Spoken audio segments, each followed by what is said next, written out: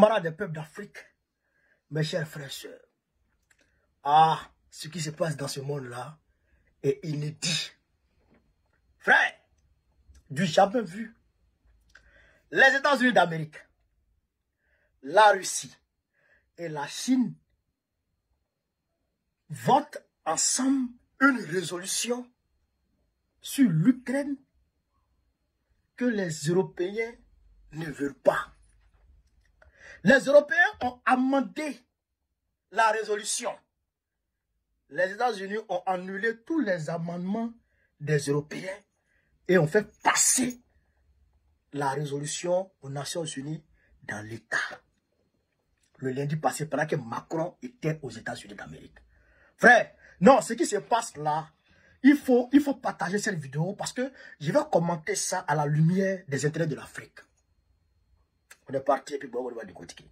L'ONU, champ de bataille diplomatique entre les États-Unis et l'Europe.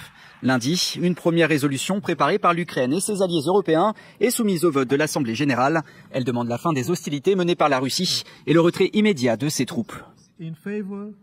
Pour 93, contre 18, abstention 65. Le projet de résolution est adopté. Parmi ceux qui ont voté contre, la Russie bien sûr, mais aussi les États-Unis qui déposent une résolution concurrente. Elle réclame la fin rapide du conflit sans mentionner l'intégrité territoriale de l'Ukraine. Un texte très largement modifié par plusieurs amendements de pays européens. Avant d'être finalement adopté, il reconnaît la responsabilité du Kremlin. Loin de s'avouer vaincu, Washington revient à la charge en soumettant la résolution dans sa version initiale au Conseil de sécurité. Notre projet de résolution est élégant dans sa simplicité. Un premier pas symbolique et simple vers la paix. Cette fois, la Maison-Blanche enregistre une victoire. La résolution est adoptée après le rejet de tous les amendements proposés par les États européens. Le Royaume-Uni et la France s'abstiennent d'utiliser leur droit de veto. La France appelle à une paix globale, juste et durable, et certainement pas à la capitulation de l'agressé. Les États-Unis et la Russie ont donc voté ensemble un texte au ton neutre sur la guerre en Ukraine. Une rupture majeure avec l'ère Biden, au moment où Donald Trump tente de négocier un accord avec Vladimir Poutine.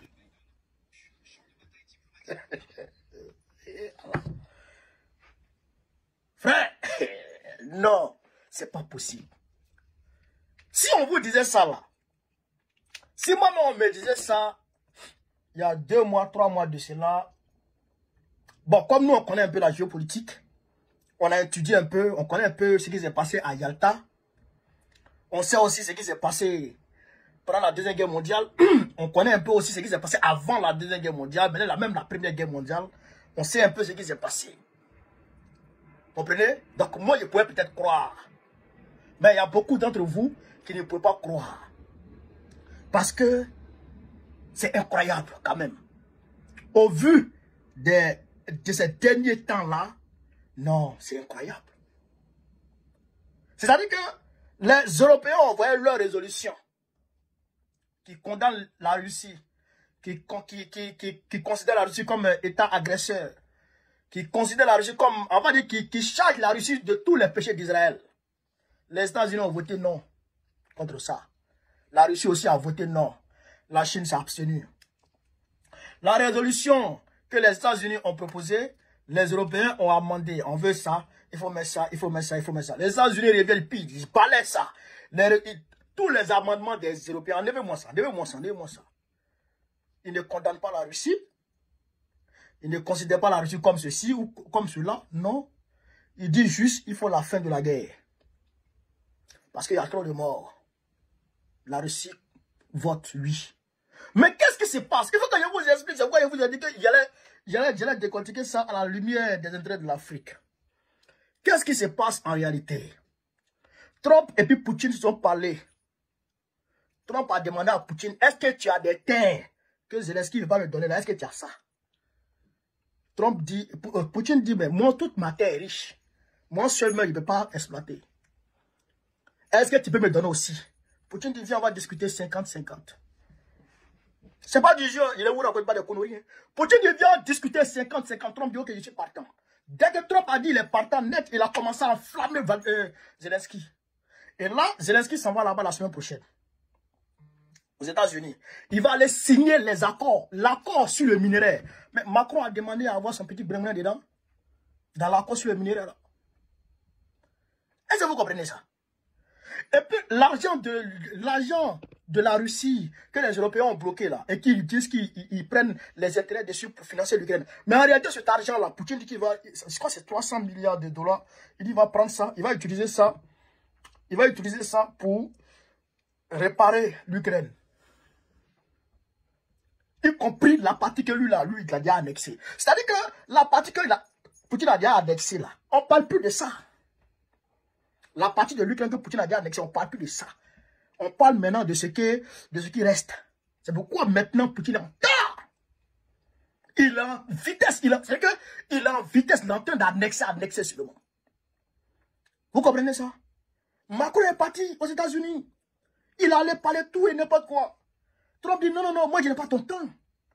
Moi c'est l'Amérique qui regarde. Vous voyez, même, on n'est plus en campagne, hein, mais il porte toujours sa casquette American Green Again. Vous comprenez ça? Il porte sa casquette là, toujours. Mais, pourquoi il fait ça? C'est pour rappeler à ses citoyens qu'il va au front pour leur amener à manger. Vous comprenez ça? Pour leur amener à manger. Donc, on est dans un bouleversement géopolitique majeur. Le monde est en mutation. Le monde ne sera plus jamais comme avant. Le monde multipolaire là, c'est fini. Pardon, excusez-moi. Le monde unipolaire là, c'est fini. Trump a renoncé à ça. Il a déjà fini avec ça. Non, il ne veut plus d'un monde unipolaire où les États-Unis seuls doivent diriger le monde. Non, il ne veut plus ça. Il veut ce que... Comment les États-Unis vont avoir pour eux?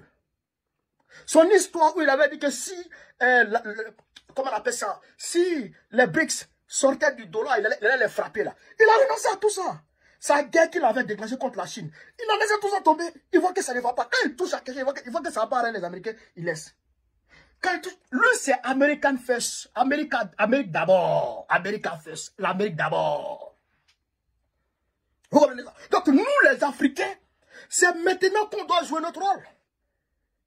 C'est maintenant. Parce que même Poutine, il a fait une interview hier. Il a dit que lui, ça ne le dérange pas si les Européens ont une place à la table des négociations. Il dit que ça ne le dérange pas. Mais lui, il ne parle pas à Zelensky. C'est ça son problème. Il dit que Zelensky n'est pas légitime. Est-ce que vous comprenez ça? Donc, Poutine, il n'y a pas de souci. Mais et les Africains?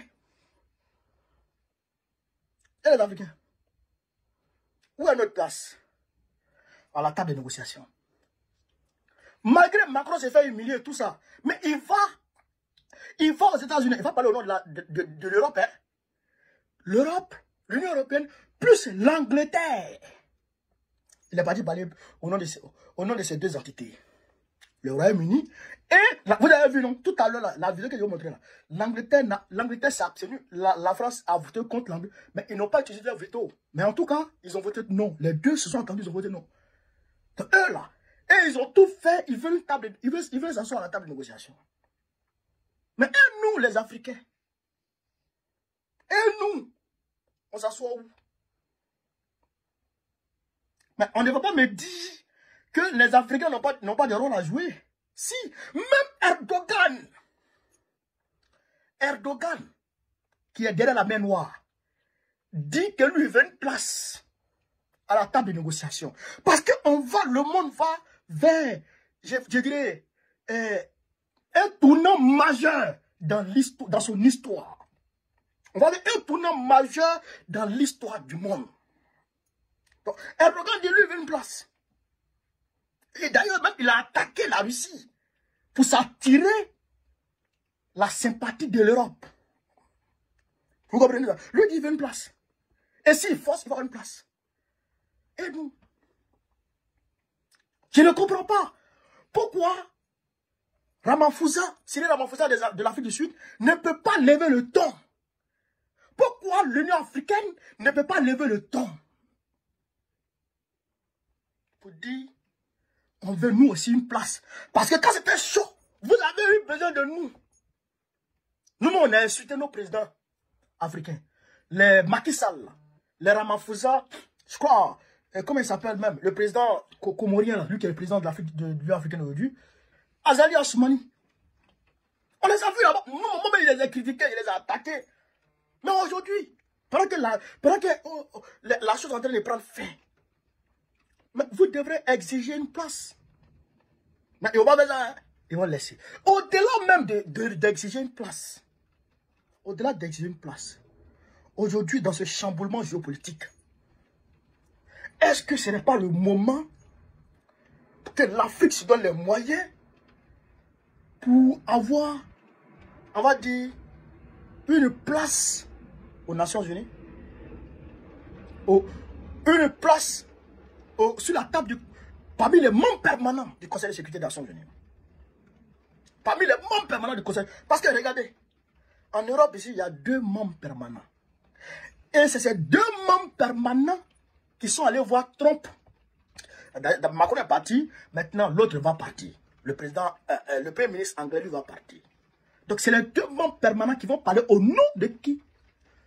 De l'Europe. La Russie est membre permanent. La Russie est déjà à la table. La Chine est membre permanent. Est membre permanent. La Chine est à la table. Est-ce que vous comprenez? Les États-Unis, il n'y a pas de souci. Mais nous, c'est maintenant qu'on doit chercher à être membre permanent. C'est maintenant qu'on doit accorder nos violons. Même s'il y a des clivages entre nous au niveau continental. Mais quand on sort de notre continent, il faut qu'on puisse accorder nos violons pour avoir, et ne serait-ce qu'une place. Parce que regardez, en Europe ici, il y a eu le Brexit. L'Angleterre est partie de l'Union européenne. Mais ça n'empêche pas les 2 entités de se donner, de s'accorder, d'accorder leur violon pour aller demander, pour aller revendiquer au nom du continent européen. Je dirais de l'Europe occidentale. Vous comprenez ça? Vous comprenez ça? Parce que si on ne se lève pas, c'est pas bon. Même si eux ne font pas, l'AES peut frapper. L'AES peut frapper. Et ça encore, il faut que je donne un conseil aussi à l'AES. Profitons-en pendant que Poutine est là pour avoir tout ce dont on a besoin. Pour avoir tout ce dont on a besoin. Parce que Poutine, c'est un être humain. Il peut partir. Lénine est parti. Les Tsars sont partis. Staline est parti. Est-ce que vous comprenez ça? Staline est parti. Après Staline, Khrouchtchev, tous ça sont partis. Quand l'Europe, la Russie, l'Union soviétique est tombée dans les mains de qui? De Gorbatchev. Gorbatchev a divisé le pays, l'Union soviétique. Gorbatchev n'a pas pu tenir l'Union soviétique. La Russie est venue donner à la Russie ses lettres de noblesse. Après Gorbatchev, les Alcine et tout ça. Mais si Poutine tombe, ça peut changer. Parce que regardez, Biden n'a pas accepté de recevoir Poutine. Pourquoi? Il a dit que si Poutine commence la guerre, il ne va plus le recevoir. Vous comprenez ça? Oh, Trump est venu, il a changé complètement la politique de Biden. Vous comprenez? Donc, il faut dire que un pays, la gouvernance, la ligne diplomatique d'un pays dépend de son dirigeant. Vous comprenez? Quand le dirigeant change, les rapports peuvent changer.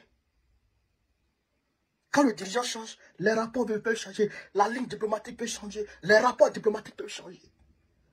Donc, il faut profiter, pendant que Poutine est là, chercher à avoir tout ce dont l'AES a besoin avant que Poutine ne parte. Parce qu'on ne sait jamais qui va venir après Poutine. Est-ce que vous comprenez ça? Voilà. Et surtout pendant que Poutine s'entend avec Trump. Frère, voilà ce que je voulais vous dire sur cette vidéo. Partagez-la au maximum. Mettez-la partout à travers le monde entier. Mettez des commentaires. Commentez s'il y a des choses que j'ai manqué de dire. Mettez ça en commentaire. Et vous aussi, donnez vos analyses en commentaire pour que moi aussi, à la prochaine vidéo, que je puisse voir et m'orienter en fonction de ce commentaire-là. Vive l'Afrique libre. Vive le panafricanisme. Vive tous les présidents panafricains. Gbagbo, président de la Côte d'Ivoire, en octobre prochain, Inch'Allah. On est ensemble, les gars. Merci.